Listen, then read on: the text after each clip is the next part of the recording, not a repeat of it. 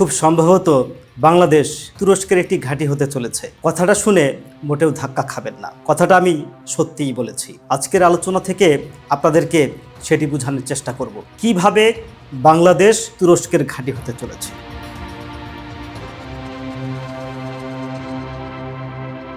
ইতিমধ্যে যুক্তরাষ্ট্রের পরে তুরস্কের সবচেয়ে বেশি ঘাঁটি রয়েছে সারা পৃথিবীতে, তাও দুই একটি নয়, 133 থেকে 34টি ঘাঁটি রয়েছে সারা পৃথিবীতে এই তুরস্কের, এবং বাংলাদেশেও এই তুরস্কের ঘাঁটি হওয়ার সম্ভাবনাকে উড়িয়ে দেওয়া যায় না। ইদানিং তুরস্কের সাথে বাংলাদেশের বেশ সম্পর্ক চলছে, বিভিন্ন পারস্পরিক সহযোগিতা, ড্রোন ফ্যাক্টরি তৈরি থেকে শুরু করে বিভিন্নভাবে তুরস্ক আমাদের সহযোগিতা করছে। আর ইতিমধ্যে তুরস্কের পররাষ্ট্রমন্ত্রীর বাংলাদেশ সফরকে ঘিরে যে জল্পনা কল্পনা শুরু হয়েছে, তাতে মনেই হচ্ছে বাংলাদেশে হয়তোবা তুরস্কের একটি ঘাঁটি হওয়ার সম্ভাবনা রয়েছে।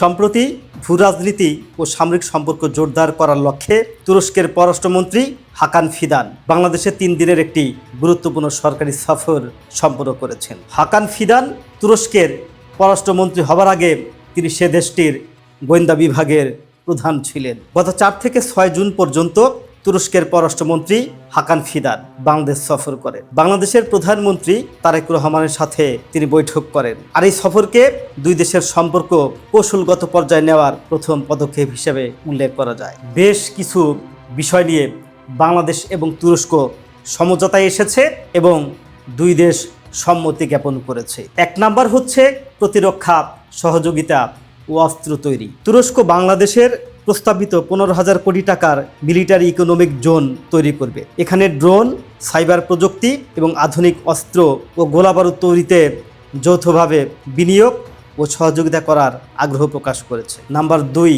যৌথ কমিটি গঠন। দুই দেশের মধ্যে রাজনৈতিক ও প্রতিরক্ষা সহযোগিতা আরও সুদৃঢ় করতে মন্ত্রী পর্যায়ে 2টি বিশেষ যৌথ কমিটি গঠনের সিদ্ধান্ত নেওয়া হয়েছে। নাম্বার 3, রোহিঙ্গা সংকট। এই সফরকালে তুর্কি পররাষ্ট্রমন্ত্রী কক্সবাজারের উখিয়া রোহিঙ্গা ক্যাম্প পরিদর্শন করেন এবং সেখানে তুরস্কের মানবিক সহায়তা ও ফিল্ড হাসপাতালের কার্যক্রম পরিচালনা করেন। নাম্বার 4 হচ্ছে বাণিজ্যিক লক্ষ্যমাত্রা। দুই দেশের বর্তমান দ্বিপাক্ষিক বাণিজ্য $1.3 বিলিয়ন থেকে বাড়িয়ে $2 বিলিয়ন উন্নতি করার বিষয়ে আলোচনা করা হয়েছে। দুটি দেশের মধ্যে যে বিষয়গুলো নিয়ে আলোচনা করা হয়েছে, এতে করে দুই দেশের সম্পর্ক অবশ্যই বৃদ্ধি পাবে। আর আগেই বলেছি, সারা পৃথিবীতে যুক্তরাষ্ট্রের পরেই তুরস্কের সামরিক ঘাঁটি রয়েছে। তুরস্ক যেখানেই বিনিয়োগ করুক, যেখানেই সহযোগিতার হাত বাড়াক, সেখানে তারা চায় তাদের একটি ঘাঁটি হোক। এবং বিশ্ব রাজনীতিতে তুরস্ক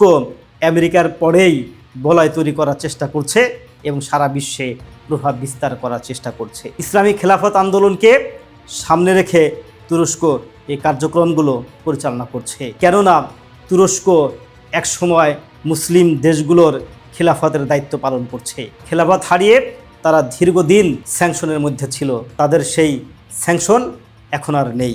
কাজেই তারা স্বাধীনভাবে আবার সেই মুসলিম সালতানাত তথা খিলাফত প্রতিষ্ঠার চেষ্টা করছে। এখানে বলা বাহুল্য, বৈশ্বিক সামরিক ঘাঁটিতে তুরস্কের অবস্থানটা কেমন। অবশ্যই এখানে তুরস্ক শীর্ষ অবস্থানে রয়েছে। বিশ্বজুড়ে সামরিক ঘাঁটির সংখ্যার দিক থেকে যুক্তরাষ্ট্রের পরেই তুরস্কের অবস্থান। বৈশ্বিক সামরিক উপস্থিতিতে মুসলিম দেশগুলোর মধ্যে তুরস্কই একমাত্র দেশ যাদের এই বিশাল নেটওয়ার্ক রয়েছে। বর্তমানে বিশ্বব্যাপী যুক্তরাষ্ট্রের যেখানে 887টি সামরিক ঘাঁটি রয়েছে, সেখানে তুরস্কের রয়েছে 133 থেকে 34টি ঘাঁটি। এটিও কিন্তু সংখ্যায় কম নয়। একমাত্র বিশ্বের মুসলিম দেশগুলোর মধ্যে তুরস্কই এরকম বিভিন্ন দেশে ঘাঁটি স্থাপন করেছে। আর সামরিক ঘাঁটির দিক থেকে তুরস্ক যুক্তরাজ্য এবং রাশিয়ার থেকেও এগিয়ে রয়েছে। যেখানে যুক্তরাজ্যের রয়েছে 117টি ঘাঁটি আর রাশিয়ার রয়েছে মাত্র 29টি ঘাঁটি। তাহলে এই যে হাকান ফিদান